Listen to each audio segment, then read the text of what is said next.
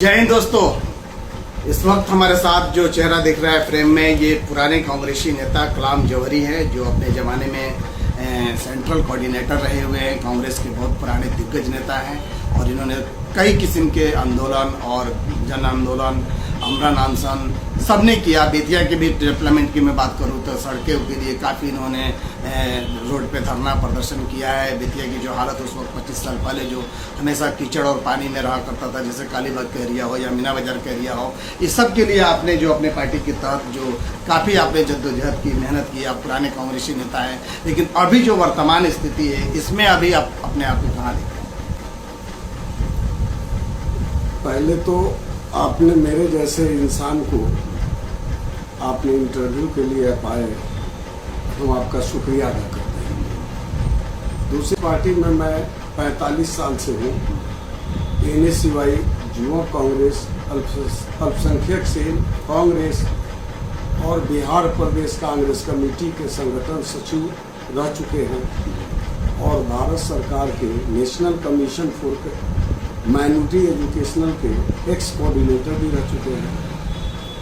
और कांग्रेस में हम हैं, लेकिन कांग्रेस में जिस तरह से मकान को बनाने के लिए अच्छे मिस्त्री, अच्छे प्लम्बर लोग ढूंढता है, उस टाइम में जात पात, ऊंचा नीच कुछ नीच नहीं देखता है। ठीक उसी तरह राजनीति में भी करने की जरूरत है। जिसमें एबिलिटी है, क्वालिटी है, क्वांटिटी है, उसको अगर हम मैदान में लाते हैं तो जनता तक वो पहुंचेगा, जनता की आवाज़ को सुनेगा और समाधान के लिए प्रयास करेगा। लेकिन आजकल राजनीति व्यापार हो गया है, पैसा वालों की पूछ हो रही है। बुजुर्गों ने कहा था लबरा लुच्चा सबसे उच्चा, यही हो रहा है और क्या कह सकते। शायद इसी का आज भेंट चढ़े हुए हैं ना। हाँ। आपके पास तो कई सारे ऑप्शन है, आप किसी और पार्टी में भी जा सकते थे, लेकिन आप शुरू से कांग्रेसी रहे हैं, इसलिए आप एक ही पैदान पे हैं। क्या वजह है इसकी? इसकी वजह यह है कि महात्मा गांधी की कुर्बानी और जवाहरलाल नेहरू, जगजीवन राम, सरदार पटेल, मौलाना अब्दुल कलाम आज़ाद और भी महारथी आज़ादी की लड़ाई में अपनी भूमिका अदा की। मैं उनके विचारधारा से प्रभावित होकर के कांग्रेस में हूँ।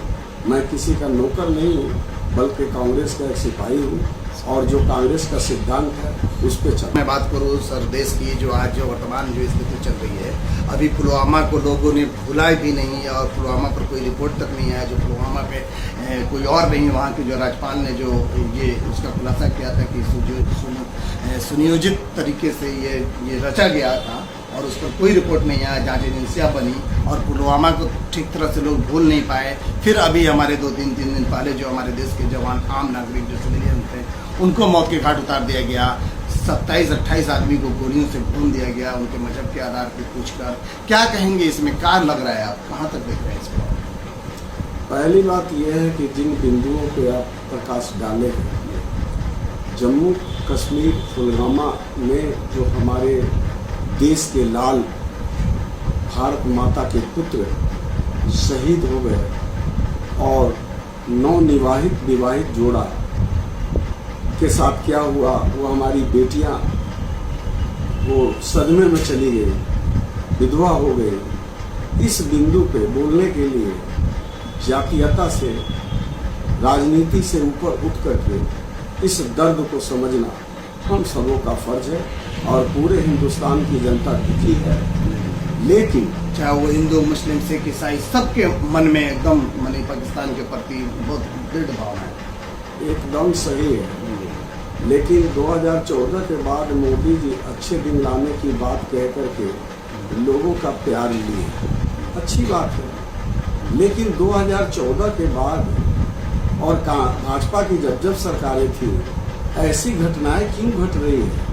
ये चुनाव, बिहार चुनाव का समय है और मोदी जी को 19 तारीख को जाना था जम्मू कश्मीर, वो नहीं गए। कई एक मीटिंग हुई, तब भारत की इंटेलिजेंसिया क्या कर रही थी कि पता नहीं चला। ऐसा सेंसिटिव जगह है। पहलगाम में जो पर्यटकों के साथ हुआ, 1.5 घंटा तक कोई प्रशासन या कोई आदमी नहीं आ सका, जबकि वहाँ के मुख्यमंत्री जो भी हो, लेकिन सारे तंत्र भारत सरकार के हाथ में है।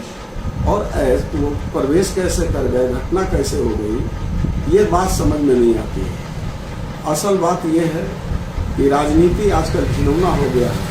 अपने स्वार्थ के लिए किसी हद तक जाने की बातें हैं और हम क्या कर सकते हैं। बिल्कुल आम आदमी के जहन में ये बात बहुत खटक रही है कि जो भी माँ जिसने अपनी शौहर को, अपने पति गंवाए, जो माँ अपने बेटे को गंवाया, और जो इस तरीके से वहाँ पे जो हैवानियत की गई धर्म के आधार पर, कितना टाइम मिला होगा बताइए। उतना सेंसिटिव एरिया जहाँ 2000-2500 लोग वहाँ पिकनिक स्पॉट है, वहाँ पे ना मिलिट्री दिखाई दी, ना वहाँ के लोकल फोर्सेज दिखाई दिए, और वो आए 26-27 आदमी को टारगेट कर उनसे पूछ कर उनको मार दिया गया।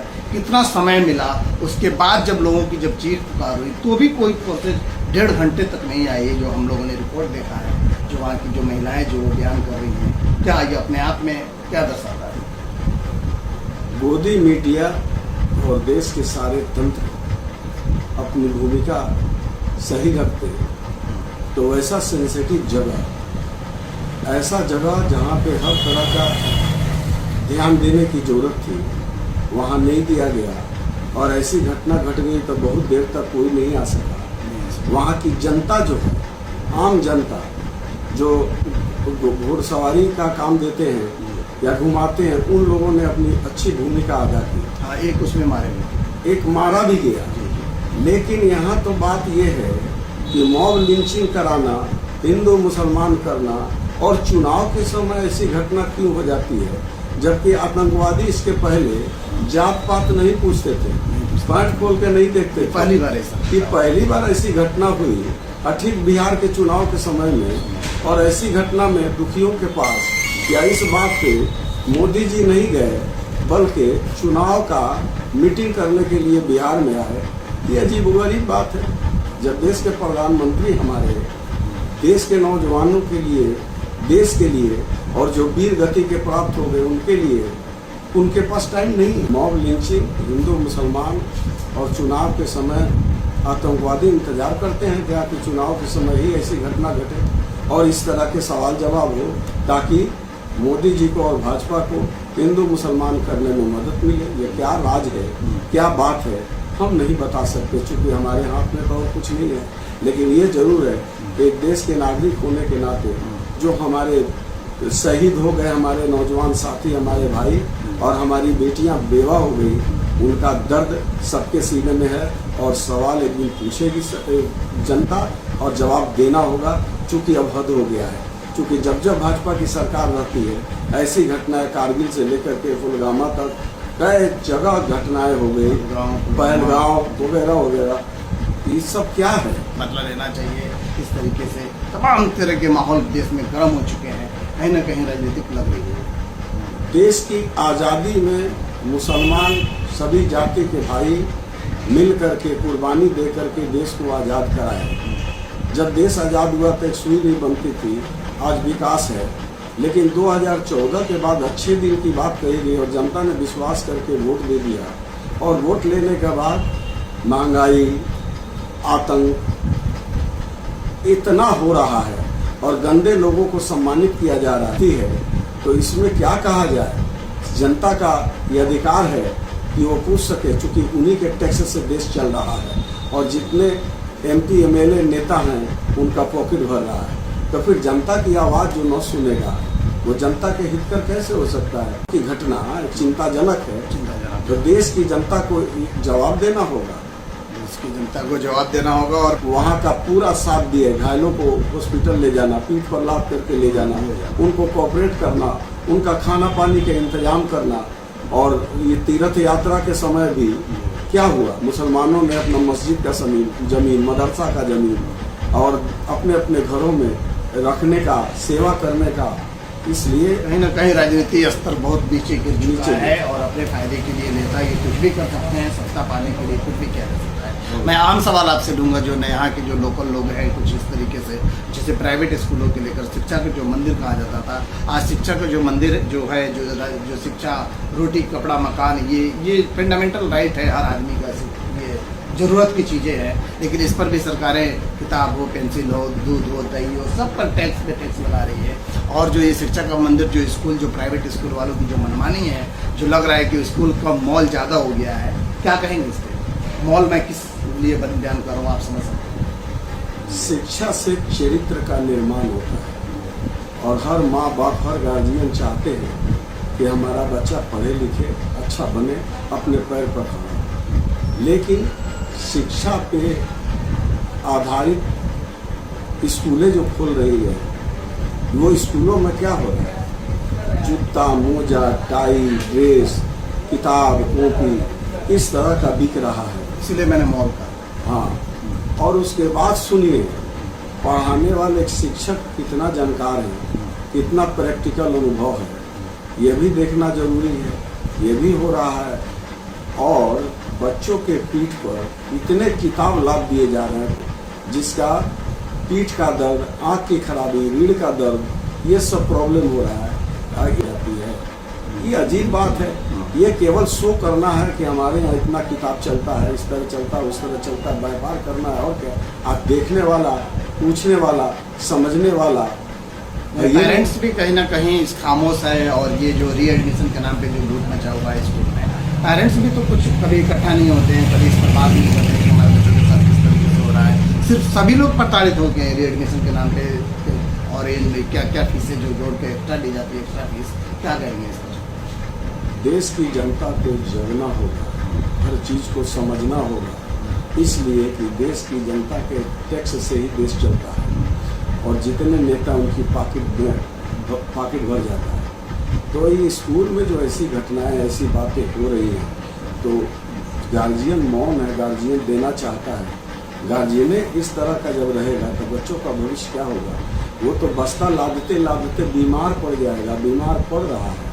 इसलिए उस पर ध्यान जनता को नहीं है। और हमने अपने स्तर से जो बोलना चाहिए, जो करना चाहिए करता हूँ। एक अकेला क्या करे, लेकिन जो हक बात है देश की जनता के हैसियत से मैं बोलूँगा। जी, इस पर भी लगाम लगनी चाहिए।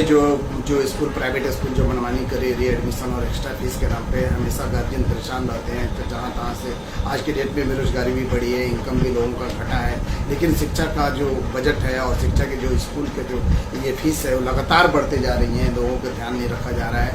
ये क्या हमारे साथ कलाम जौहरी जो बोर्ड विभाग से उन्होंने जवाब दिया है। दोस्तों, आपकी क्या राय है स्कूल के मुद्दे पे या देश में जो चल रहे हैं? मैं पहलगांव के जितने भी हमारे माताएं बहनें जो जिन परिवार जो इस कठिनाई से गुजर रहे हैं, उन सब के साथ हमारी संवेदनाएं हैं। और देश उनको कभी माफ़ नहीं करेगा। और जहाँ तक नरेंद्र मोदी की सरकार है, जो गारंटी की सरकार होती है, जो कहते हैं 1 सर के बदले 10 सर लाएंगे, क्या 26-27 शहीद जो हुए जवान का, 26-27 आतंकवादी की जो उतना ही मार गिराए, उसका बदला ले ले तो हम इस पर हमारा देश है।